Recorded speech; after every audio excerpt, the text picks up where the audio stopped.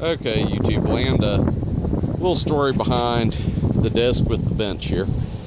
This desk, I bought it in, I want to say it was 96, might have been 1997, at Goodwill for $3.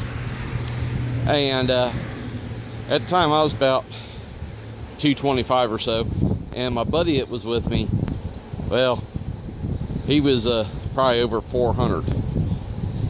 And in the Goodwill store, acting like jerks, we both jumped up on this thing and put our fat butts on there and sat on it for 5 minutes. Desk didn't budge.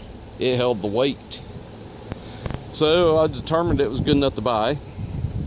The one house I had, this sat out on the front porch by the front door for UPS to put packages on, instead of dropping them in front of the front door where my dad couldn't pick them up because he was disabled. And they would come and drop, 4 boxes with about 150 pounds of computer parts in them. And, I'd drop them on the corners and break things, and then Dad couldn't get out the door, and he'd be trapped, and somebody'd have to come home and move the boxes so he could even get outside.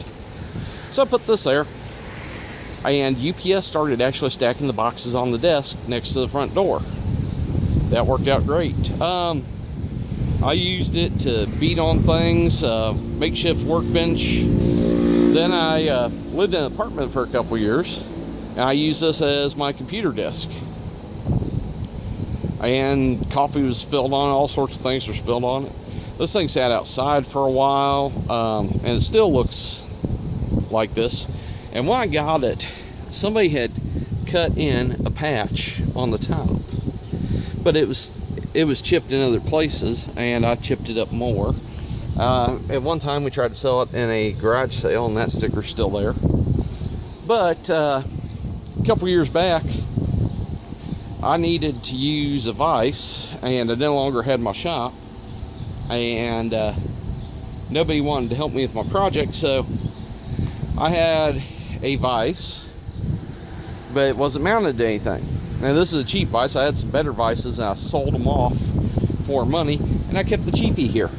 That's its, that's what's stopping it. There's a magnet stuck to it. This is a, cheap vise that I got for $1 at a garage sale. I sold off all the better vices because there were people that needed them more than me, and I wanted the money. Cheap vise works. If I break it, I'll just throw it away. I like cheap vices for that reason. Anyways, the project I needed to do for these trailer ramps, and I know they're not right. I was doing this by myself. And the little bit of angle's okay. That is C-channel that fits in that piece of unistrut that's bolted there, because that was the most convenient way to make a ramp bracket all the way across there with materials I had that didn't cost me anything, because I got it from an electrician cleaning out his stuff. And I took probably 5-6 tons of unistrut to the scrapyard, because most of it was scrap from laying outside for 25 years behind his barn. But that's another story for another time.